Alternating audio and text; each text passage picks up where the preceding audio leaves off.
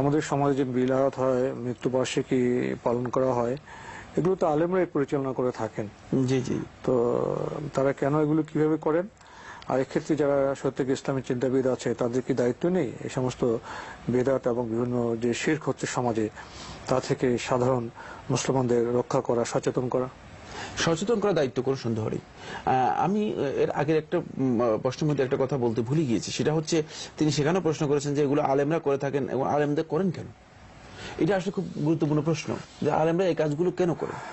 না, এগুলো বেদাত, এগুলো আলেমরা কিন্তু অনেকেই জানেন, কিন্তু কেন করেন এর কারণ হচ্ছে একটাই, সেটা হচ্ছে এগুলোর মধ্যে কিছু কিছু আলেমের, এরা আসলে এদের অনেকে আলেম নয়, মানে আলেমের পোশাকধারী অথবা মানে আলেম হিসেবে সে মানে কাজ করে যাচ্ছে সমাজের মধ্যে, যেমন একটা পরিচয় পেয়েছে, সমাজের মধ্যে কাজ করে যাচ্ছে, কারণ এই সমস্ত লোকদের আর কোনো চাকরি বা কোনো ব্যবস্থা নেই। সুতরাং এই লোকগুলো আপনি মনে করেন এই লোকগুলো কিভাবে চলবে, কিভাবে খাবে, এই লোকগুলোর মূলত এটাই হচ্ছে ব্যবসা এবং এটাই হচ্ছে তাদের পুঁজি, এটাই হচ্ছে তাদের করণীয় কাজ।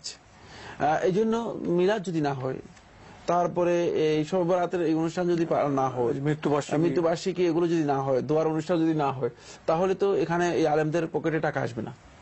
এই সমস্ত অনুষ্ঠানগুলোতে যদি একজন আলেম অংশগ্রহণ করেন, তাকে 1000 টাকা থেকে আরম্ভ করে 10,000 টাকা পর্যন্ত দেওয়া হয়।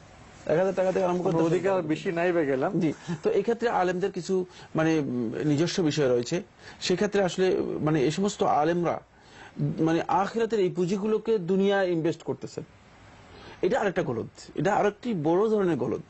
মানে এগুলোকে আখিরাতের কাজ হিসেবে গ্রহণ করছেন না, এগুলোকে দুনিয়ার কাজ হিসেবে গ্রহণ করছেন এবং দুনিয়া উপার্জনের মাধ্যম হিসেবে গ্রহণ করার কারণে তারা এগুলোর মাধ্যমে দুনিয়া উপার্জন করার জন্য এই কাজগুলো করে যাচ্ছেন।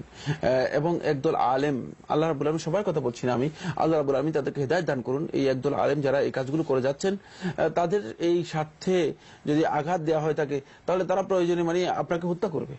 মানে এমন একটা অবস্থা যে কায়েমি স্বার্থবাদীদের মতো, মানে প্রয়োজনে তারা হত্যা করবে, প্রয়োজনে তারা আপনার বিরুদ্ধে মানে কঠোর মানে অবস্থান নেবেন।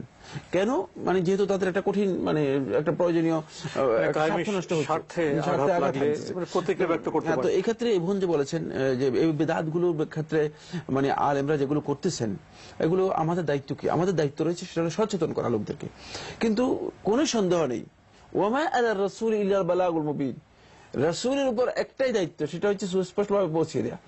রাসূলের উপর দায়িত্ব যদি পৌঁছে দেওয়া হয়, তাহলে সচেতন আলেম বা ইসলামী চিন্তাবিদ যারা আছেন, ইসলাম নিয়ে যারা গবেষণা করেন এবং কোরআন এবং হাদিসের সহি ধারণা যারা নিয়ে থাকেন, তাদেরও একটাই দায়িত্ব, সেটা হচ্ছে তারা মানুষের কাছে বিষয়গুলো স্পষ্ট করে তুলে ধরবে। তুলে ধরার পরে তারা গ্রহণ না করলে তাদের অতিরিক্ত কোনো দায়িত্ব নেই, সত্যের আহ্বান সেটা করবেন শুধু। কিন্তু সেক্ষেত্রে মানে তারা একেবারে মানুষের উপর জোর ঝাঁপিয়ে পড়বে যে হ্যাঁ এগুলো করতে পারবে না, একেবারে মানে তাদের আস্তানা ভেঙে দেওয়ার জন্য চেষ্টা করবে। এটি কোনো আলেমদের দায়িত্ব নয়, এটি কোনো ইসলাম চিন্তাবিদের দায়িত্ব নয়, এটি কোনো স্কলারের দায়িত্ব নয়। এরা করবে না, এরা মানুষদেরকে সচেতন করবে। আমরা এর মাধ্যমে চেষ্টা করি সচেতন করার জন্য। যদি একদল লোক মনে করেন যে তাদের অন্তরকে আল্লাহ রাব্বুল আলামিন প্রশস্ত করে দেন, যেটা আমরা কোরআনে কারীমের মধ্যে পেয়েছি, সূরা জুমারের 22 নম্বর আয়াতের মধ্যে আল্লাহ সুবহানাহু ওয়া তাআলা বলেছেন, আফামান শারাহাল্লাহু সাদরাহু লিল ইসলাম, যার অন্তরকে আল্লাহ রাব্বুল আলামিন ইসলামের জন্য প্রশস্ত করে দিল, যার অন্তরকে ইসলামের জন্য প্রশস্ত করে দিল, সেই তো সত্যিকার অর্থে ইসলামের এই হেদায়েতটুকু লাভ করতে পারবে, সে তো হেদায়েতের পথে অগ্রসর হতে পারবে। কিন্তু যদি হেদায়েতের জন্য আল্লাহ রাব্বুল আলামিন অন্তরকে প্রশস্ত না করেন, তাহলে হেদায়েত লাভ করতে পারবে না। এই জন্য আলেমদেরকে সেই বিষয়গুলো আমাদের বুঝতে হবে এবং চেষ্টা করতে হবে হেদায়েতের পথে অগ্রসর হওয়ার জন্য। মানে অন্ধকারের মধ্যে বা সংকীর্ণতার মধ্যে থাকলে তিনি আসলে বেরিয়ে আসতে পারবেন না, তিনি সত্যিকার হেদায়েত লাভ করতে পারবেন না। জি, বিষয় এসে যায়, আপনি তো উল্লেখ করেছেন যে ইবাদত তো করতে হবে আল্লাহর পথে এবং রাসূলের দেখানো পথে। তো সেক্ষেত্রে যারা আপনার মিলাদ করছেন বা মৃত্যুবার্ষিকী পালন করছেন, সেখানে তাদের ব্যক্তিগত কিছু স্বার্থের বিষয় চলে এসছে, এটা একটা দিক।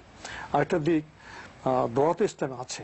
আচ্ছা, যদি কোনো মানুষ বা কোনো সন্তান তার পিতামাতার দোয়া করতে চান, তিনি সেখানে খাওয়ার আয়োজন করেন এবং ভালো মানুষ যেন কোনো আলেমকে ডাকেন, তো তুমি যেতে পারেন, কিন্তু সেখানে আমি যেতে পারেন, আমি আবার এটা ভুল বুঝার কোনো অবকাশ নেই, আমি সেখানে আপনার পেশ করতে যেতে পারেন।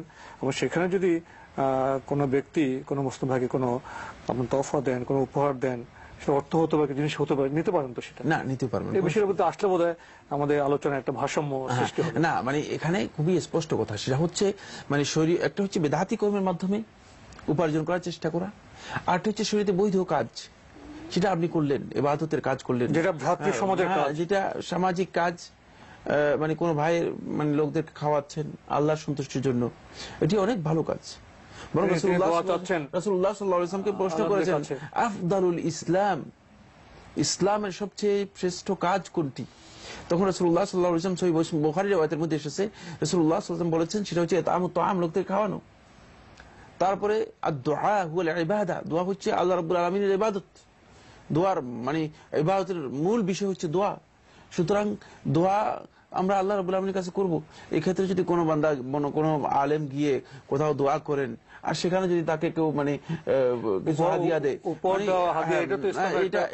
এটা গর্হিত কিছুই নেই, এতে গর্হিত কিছুই নেই, মানে তিনি এটাকে মানে গর্হিত হিসেবে নেওয়ার কোনো সুযোগ নেই। তবে হ্যাঁ এমন প্রচলনে পরিণত হয়ে যাওয়া যে দোয়া করলেই টাকা দিতে হবে, মানে শেষ পর্যন্ত এটা ওপেন সিক্রেটের মতো বাড়ি ব্যাপারটা আবার হয়ে যায় যে হ্যাঁ মানে যে দোয়া করলেই 1000, মানে দোয়াটা 1000-এর দোয়া।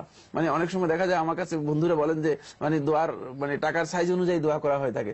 মানে টাকার সাইজ যদি 2000 হয় তাহলে দোয়ার সাইজ একটু লম্বা হয়, আর টাকার সাইজ যদি 1000 হয় দোয়ার সাইজ একটু ছোট হয়। নাউজুবিল্লাহ মিন যালিক। আমি যেটা বলতে চাচ্ছিলাম সেটা হচ্ছে যে যদি মানে এটা ওপেন সিক্রেট হয়ে যাচ্ছে, গেলেই আমার মানে এটা উদ্দেশ্য হয়ে যায়, তাহলে সেখানে কিন্তু একটা স্বার্থ এসে যাবে এবং সেখানে ইখলাস নষ্ট হয়ে যাবে। উদ্দেশ্য হবে না, ইসলামের যে আপনার সামাজিক আচার আচরণের দোয়ার যে সংস্কৃতি আছে সেটা সেভাবে হবে।